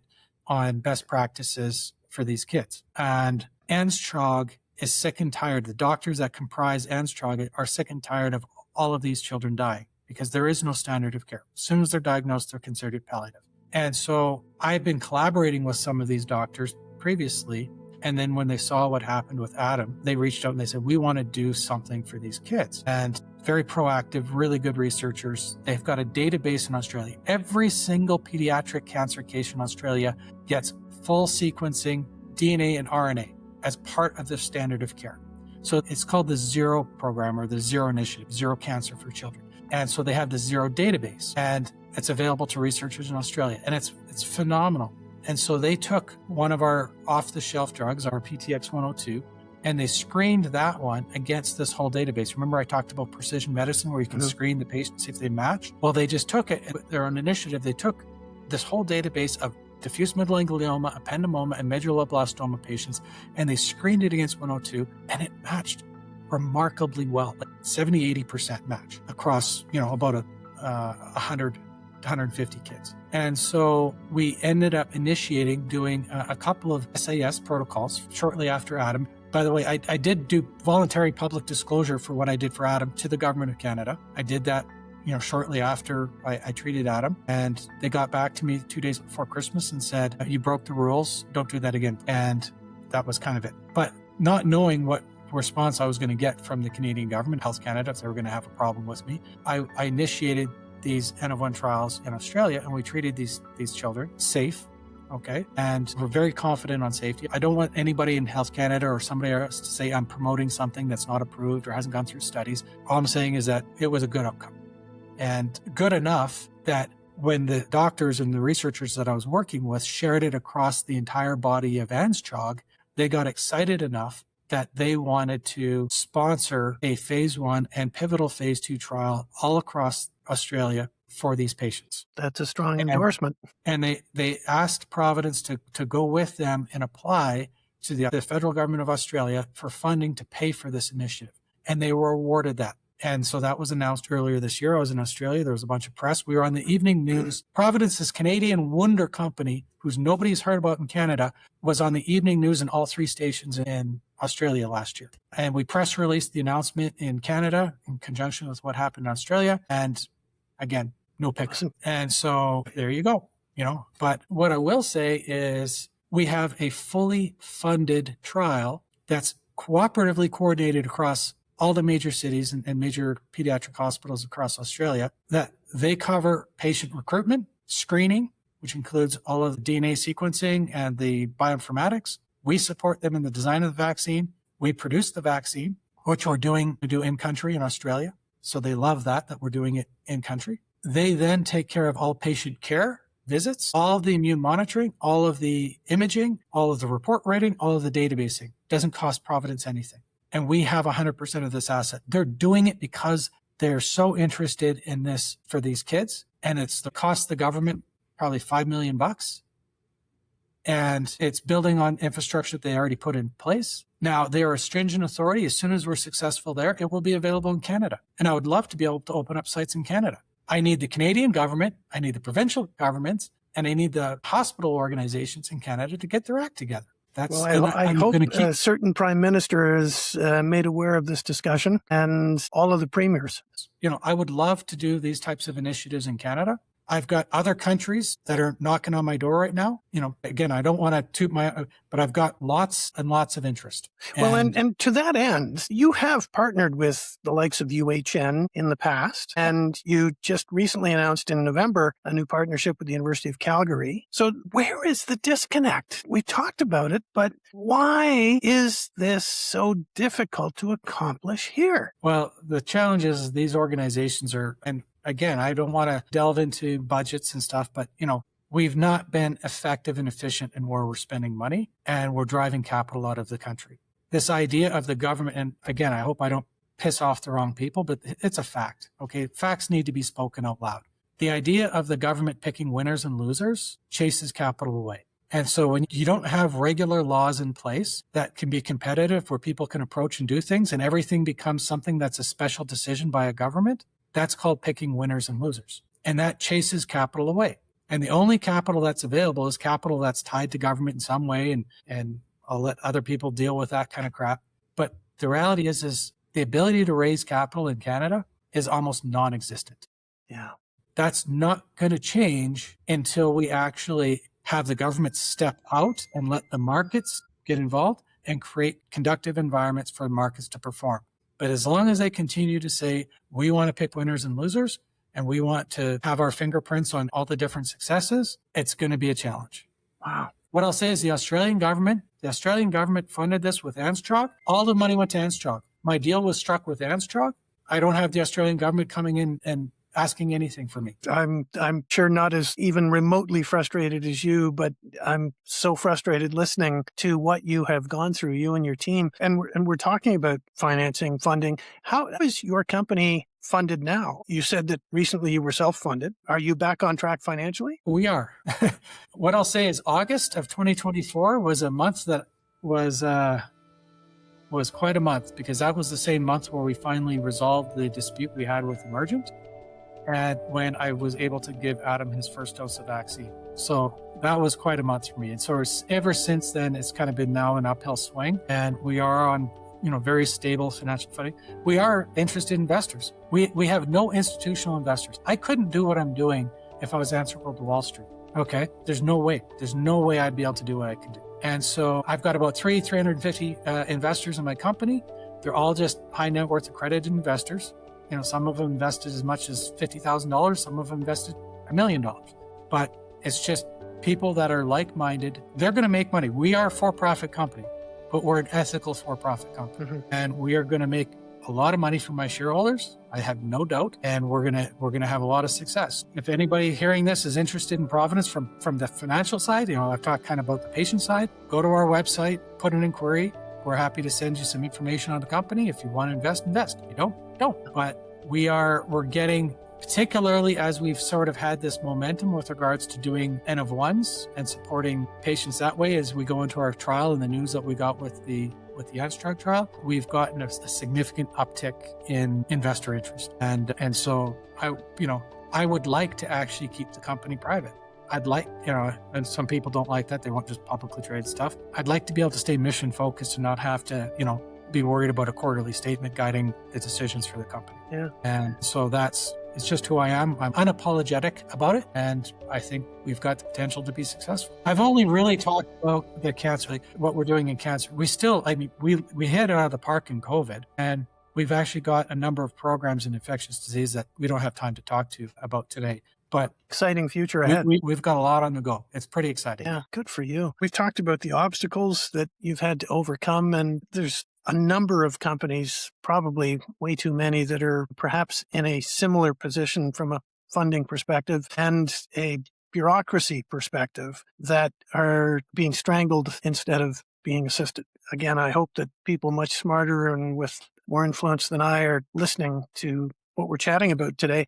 How is Adam today? He's doing great. He's studying cabinetry at SAIT, at Southern Alberta Institute of Technology. He just loves woodworking and working with his hands. The last 2 years have been challenging for him. He was in a concrete business and he was going to get his class 1 and get a pumper truck and sort of start his own business, be a little entrepreneur. But then when the cancer came, impacted his eye, and he can't get a class 1 driver's license with only one eye. And so he's kind of pivoted and he's decided to go into the woodworking. And this is the first semester in 2 years that hasn't been interrupted because of health problems. And so he's about to finish. This week is kind of his exam week. He's nervous and excited, all the things that a normal, mid-20-year-old should be going through. And I'm happy for him to be having that experience. Well, Adam, don't screw it up. There you go. There you go. And so, parent. And so it's good times in our house. Now, he still has a serious health challenge, but it's something that we're working through and we're hopeful. We actually, in his case, it's the first time we've done this. We made the vaccine for Adam. And he responded well to the vaccine. Now, he's got a really messed up cancer. It's GBM. The M stands for multiforme. It's one of the highest mutational type of cancers that there is. And the vaccine worked and targeted his cancer, but if there's any little bit it doesn't get, it can come back and it can mutate. Yeah. And in this case, it did. So last year, it did come back. We caught it earlier, and we were able to get a sample, and we were able to evaluate it again. And sure enough, the cancer did drift. It did change. And we went through and we made a second personalized vaccine based on that we're hoping will finally corner this bugger and be able to, put lights out on the cancer. But people talk about the future of how we're going to be able to do these things. What I'm saying is we're doing it now. We end all of our podcasts on the same question. But before I ask that question, how's the rest of the family doing? Good. Yeah. Adam gets, a little bit more attention than his other siblings, but they're happy with it. Like I said, they've all been out and done different things. And just as fate would have it, they've all kind of come back home at this same time. And so I'm actually enjoying it. My wife's loving it. Our family we get along quite well. We're blessed that way. And so you never know what's going to happen. Yeah. Adam's cancer could take off. One day at a time. And I'm grateful for the memories that we're making together as a family while this is going on.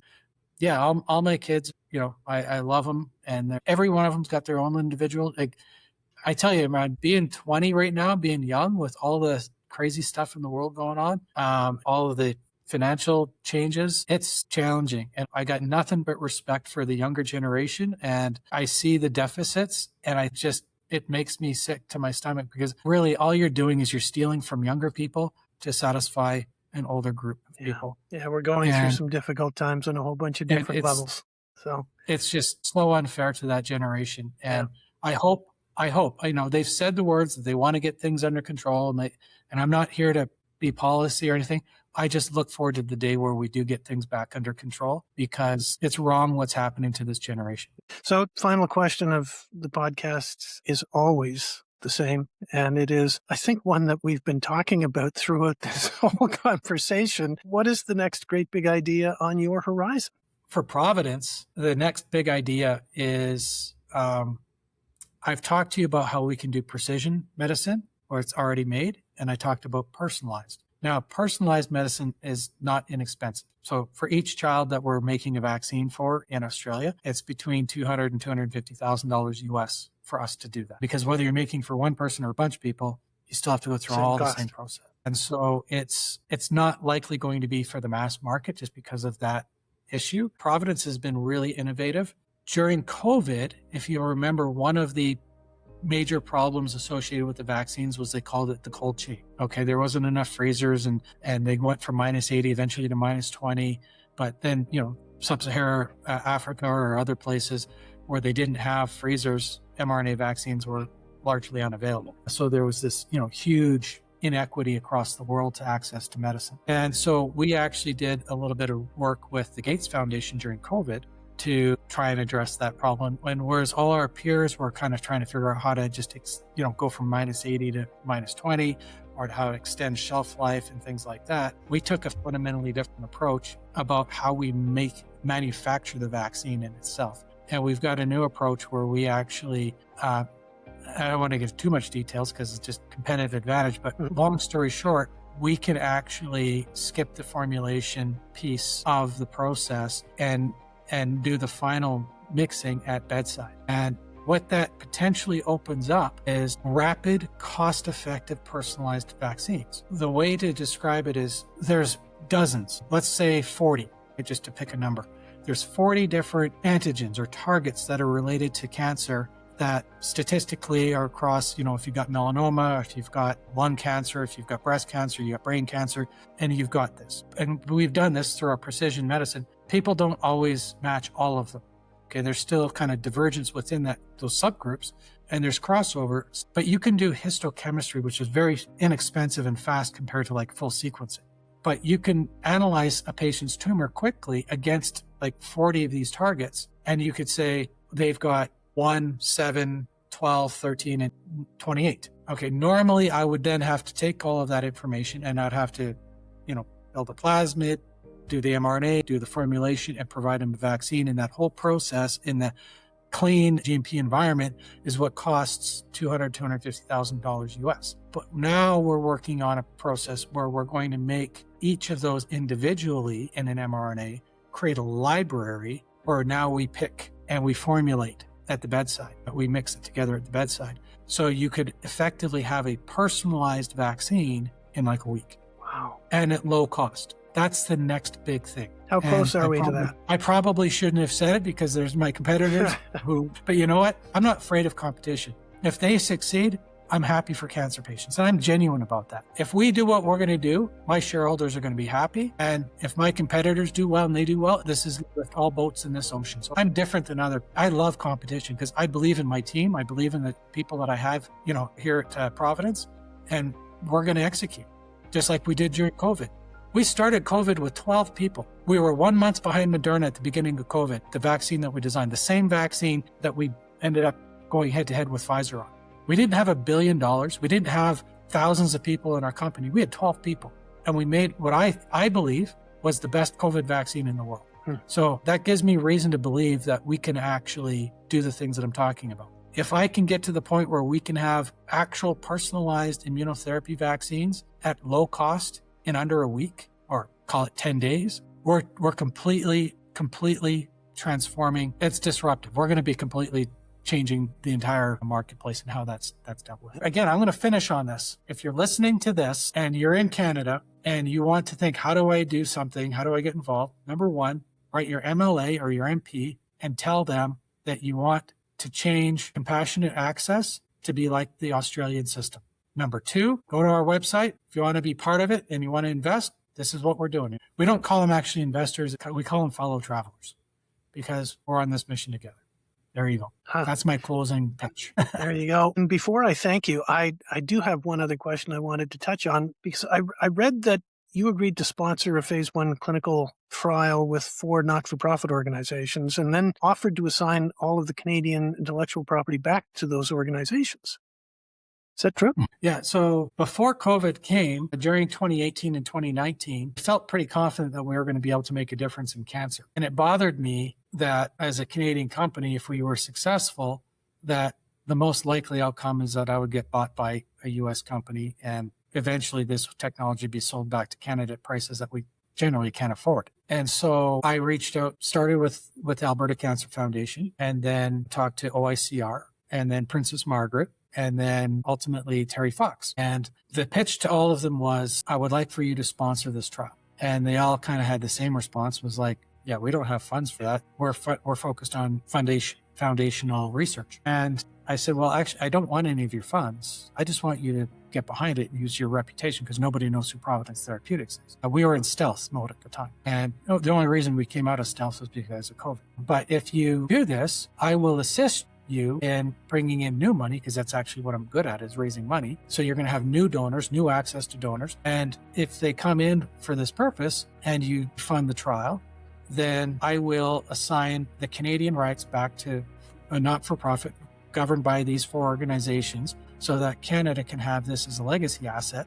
And if it goes to the US, it could be available. And I actually consider that one of my greatest accomplishments. I actually did get a letter signed by leadership of each of those 4 organizations to do this. And we were going to do that in 2020, and that's what COVID stopped. And I was so frustrated. I did a video. I don't know if it's out there, and I'm sure everything can be found on the internet. I did an interview. It's one of the few, TV interviews, and I actually called it. I was at our office, and I called in the news, and I gave a pretty impassioned speech directly to Justin Trudeau. It's probably a bad idea, calling for action because, we weren't getting any traction at the time, and I was pretty frustrated because I was stopping something I felt very passionate about to go and do this, and I thought it should be supported. And then I grew up and I realized that governments don't like listening to me. It's from COVID. I've got people on my team that engage with the governments.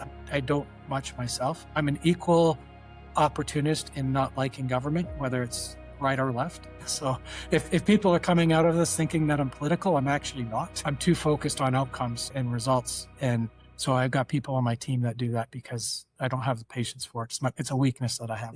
Yeah, I'm probably that same path. Brad, you have been very open about the personal side of your journey, and particularly as a parent. And I appreciate you taking the time to share it with us today. And it's truly been a privilege speaking with you. Thank you so much. No, thank you. I'm glad we're at a point that things actually worked. And I'm hopeful that this message isn't for Providence. I'm hoping that this message will result in the change. Again, I'm not doing this because I'm trying to make a political statement. Other than the fact that I want things to change with regards to compassionate use in Canada. That's the number one reason I did this. But that's not going to come from me, okay? That's going to come from people that care about family members that are faced with, very hard decisions, having options that they currently are denied. And so if you're looking for me to champion that, I'm going to put it back in their court and say, we need to do this together. So that's the number one reason I did it. I'm actually a pretty open person, but at heart, I'm quite a private person. And I realize that I can't get to where I need to get to by not sharing the journey. Well, thank you again for sharing yours, and all the best to Adam and the rest of your family. Thank you. That was Brad Sorenson of Providence Therapeutics in Calgary, Alberta. To learn more about the work Brad and his team are doing, please go to providencetherapeutics.com. For information about this podcast and our other shows, please visit nextgreatbigideas.com. You can also follow us on social at NGBI Podcasts, and you can follow me on social at LabOccupier. If you're interested in learning about what I do when I'm not hosting this podcast, you can go to jim-wilson.ca and laboccupier.com. This episode of NGB Ideas was researched by Xenia Pinto and edited by No Limit Marketing. If you'd like to get in touch, please send us an email. My address is jwilson@Leonard, that's LENNARD.com. I'm Jim Wilson, and you've been listening to NGB Ideas. See you next time.